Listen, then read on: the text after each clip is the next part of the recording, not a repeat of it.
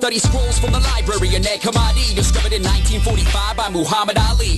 Also books that were unearthed within the Qumran community, as many fight to shield the truth and try to keep it from you and me. Ancient secrets that were first taught below an Egyptian plateau that would one day find themselves underneath Rennes chateau. Knowledge once buried, info carried from Solomon's temple. Stories vary, some of them scary, but all of them simple. Look into my eyes, there's no surprise that I've got a slight temper towards the lies in disguise of the modern day Knights Templar. Realize from the size of the recognized architecture that the wise have hidden prize that can hypnotize and spark a lecture. I don't mean to preach, but to teach that each founding father dream and prophecy and demonocracy should have been drowned in water. From King George VI passing his town and crown to his daughter, as many climate degrees dropping to their knees, bowing down to her garter. How many times, how many rhymes, how many crimes need to be committed till you'll admit that they were behind it? Don't be blinded or narrow-minded. Become one of the Pharaoh kind kids, posing Freemasons from America's commander-in-chief. The Nova Scotia's Alexander Keith, like Captain Morgan, that panhandler and thief. So what's more important than a Mayan calendar belief? Exposing Freemasons from America's commander-in-chief. The Nova Scotia's Alexander Keith, like Captain Morgan, that panhandler and thief. So what's more important than a Mayan calendar belief? You better make sure that the laces of your Pumas are tight, cause if the rumors are right, the Loomis and Knight have got the baby boomer consumers in fright with their continuous bright luminous light. You better make sure that the laces of your Pumas are tight, cause if the rumors are right, the Loomis and Knight have got the baby boomer consumers in fright with their continuous bright luminous light.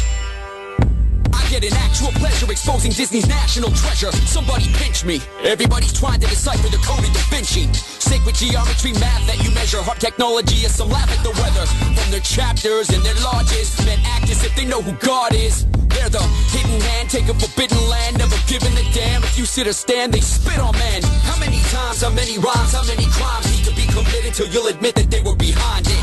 Don't be blinded or narrow-minded. Become one of the Pharaoh kind kids, posing Freemasons from America's commander-in-chief. The Nova Scotia's Alexander Keith, like Captain Morgan, that panhandler and thief. So what's more important than a Mayan calendar belief? Exposing Freemasons from America's commander-in-chief. The Nova Scotia's Alexander Keith, like Captain Morgan, that panhandler and thief. So what's more important than a Mayan calendar belief? They brought Cleopatra's needles to the real axis of evil. Rebuilt St. Paul's Cathedral to become Jerusalem's equal. In times of medieval great minds that are deceitful grapevines that are more lethal than hate crimes upon the people. Like the often forgotten cards of Akhenaten's guards. There's no stopping these topics that are dropping like shotgun shards, directed towards the so-called prophets of Scotland Yard, who taught me the art to buy and locking charts and filling their shopping carts. Come on, we've all seen the surface disguised as greedy merchants, erecting the obelisk penis perfect so they could feed us worship, never really releasing their grip, as Miss Liberty's allowed to introduce her whip and reinterpret his story into pure shit. There is a list of men from Francis Bacon to Christopher Wren, and since I can no longer put my fist into them, I choose to get pissed with the pen. Now tell me, have y'all been listening?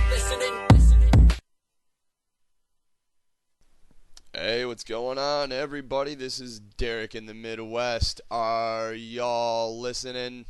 I hope you are, and I hope you tell your friends, because I have a damn good show that I'm going to put on for everybody tonight.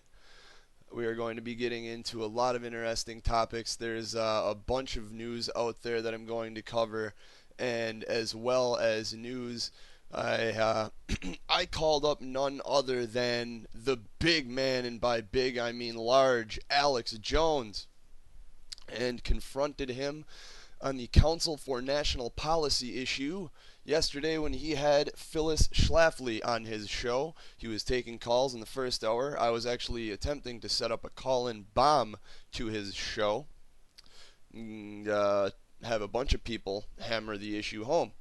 However, I was actually the only one who I was able to get a hold of. So, there you have that. But I did get through, and I did confront Mr. Alex Jones on the CNP.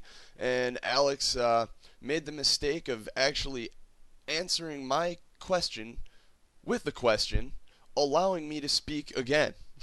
So, that was his mistake, and you'll find out exactly how I handled it later on in the show. I'll play the audio for you, and you guys can hear me confronting Alex Jones on the issue of the Council for National Policy.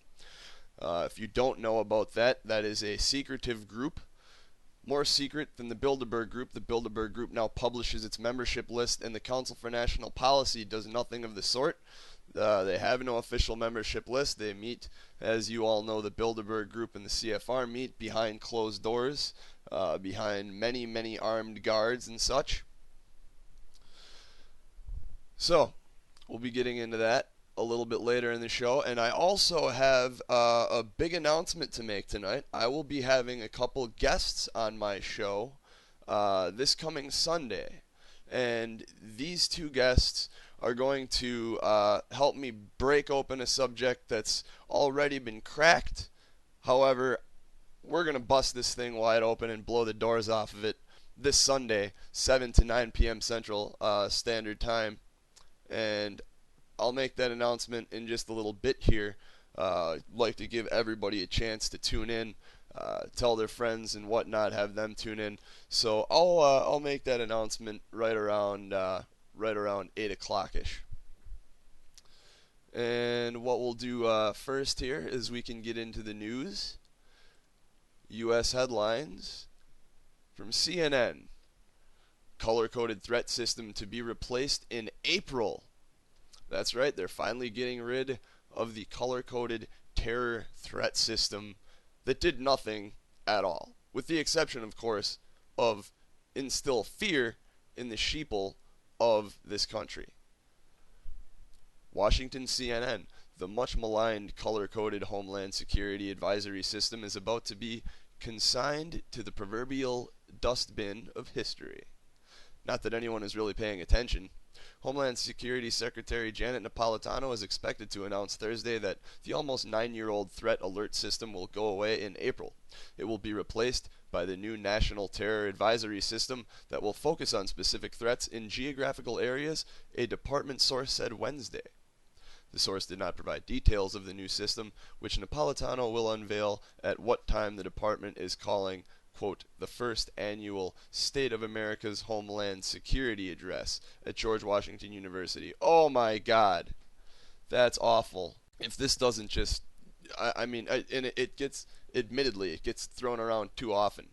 Too often. The Nazi reference. But seriously. How many other instances in history do you know of the word homeland, the term homeland, being used? This and frickin' Germany. That's about it. And now we're going to have our first State of America's Homeland Security Address. I mean, why don't we just call it the coming out party for America's SS address? Why don't we call it that? Because that would be 100 times more honest. The top Democrat and Republican on the House Homeland Security Commission reacted positively to the news, although committee chairman Representative Peter King, Republican from New York, reserved judgment on the specifics. Quote, though the system served a valuable purpose in the terrible days and months following the terrorist attacks of September 11th, it was clearly time for the current color-coded system to be replaced with a more targeted system, unquote, said King. And, quote, I know they have been working on this thing for a long time. It sounds to me like the changes they are proposing make sense. We will have to wait and see how they implement this new, more targeted system. I expect the biggest challenge for DHS will be balancing the need to provide useful and timely information with the need to protect sensitive information.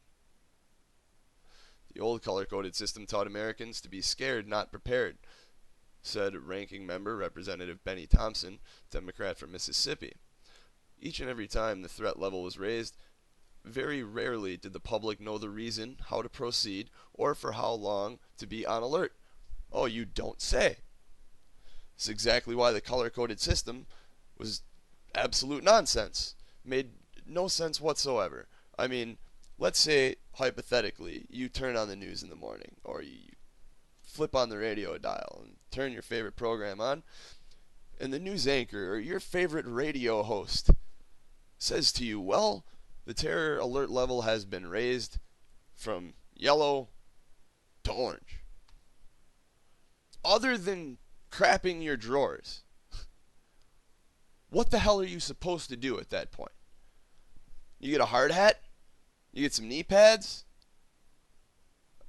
Bulletproof vest? What's the MO here? What's going on? What exactly are we supposed to do to protect ourselves? What does orange mean? Really?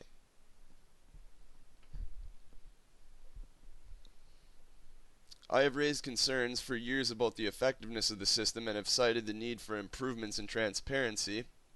This again going back to Benny Thompson. Many in Congress felt the system was being used as a political scare tactic, raising and lowering the threat levels when it best suited the Bush administration.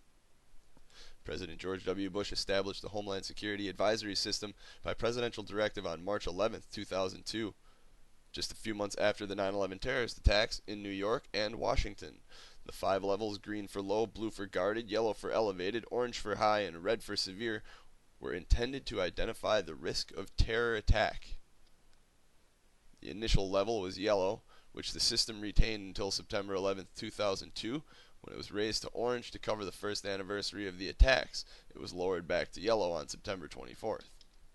In its lifetime, the threat level has been raised to orange, which is high, 5 times. Although it went to that level 3 other times for specific industries. The threat level was raised to red for severe once on August 10, 2006, and only for commercial flights from the United Kingdom to the United States when British authorities announced they had disrupted a major plot to blow up aircraft. The level went down to orange on August 16, 2006, where it remains. The general threat level is yellow elevated. Two lower levels have never been used, and Task Force looking at the system recommended in 2009 eliminating them altogether and making the yellow threat level the lowest, but renaming it guarded. Almost from the start, the threat level system was the butt of jokes and multiple parodies. Gee, I wonder why.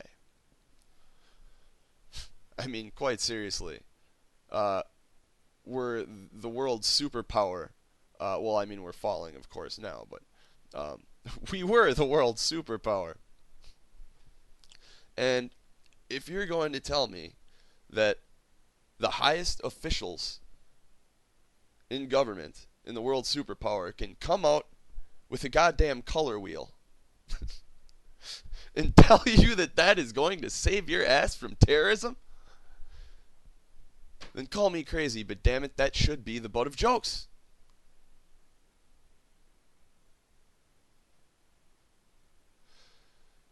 The democracy threat advisory level went from green low, wow, clean money systems really work, to red severe, martial law, but it's for your own good. A total head case advisory system began with George Soros is arrested and ended with Hillary Clinton is elected president. Still another announced that Homeland Security and Crayola had jointly revised the system, changing green to aquamarine, blue to raw umber, yellow to burnt sienna, orange to neon carrot, and red to cotton candy. The public didn't care much for the system either, with polls conducted at the time indicating most Americans found it confusing and not very useful.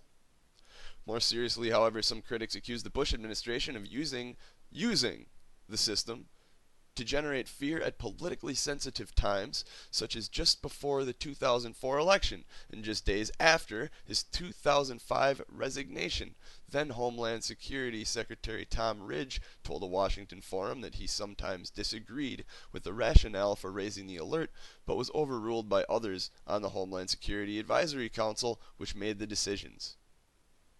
The council included Attorney General John Ashcroft, FBI Chief Robert Mueller, CIA Director George Tenet, Defense Secretary Donald Rumsfeld, and Secretary of State Colin Powell. Quote, more often than not, the department, we, were the least inclined to raise it, Ridge told reporters after the forum. Sometimes we disagreed with the intelligence assessment. Sometimes we thought even if the intelligence was good, you don't necessarily put the country on alert. There were times when some people were really aggressive about raising it, and we said, for what? And in 2009, Ridge wrote in a tell-all book that sometimes officials such as Ashcroft and Rumsfeld pressured the department to change the level, describing a 2004 event in which his arguments against raising it, against raising the alert worked. Quote, I believe our strong interventions had pulled the go-up advocates back from the brink. But I consider the episode to be not only a dramatic moment in Washington's recent history, but another illustration of the intersection of politics, fear, credibility, and security, he wrote. After that episode, I knew I had to follow through with my plans to leave the federal government.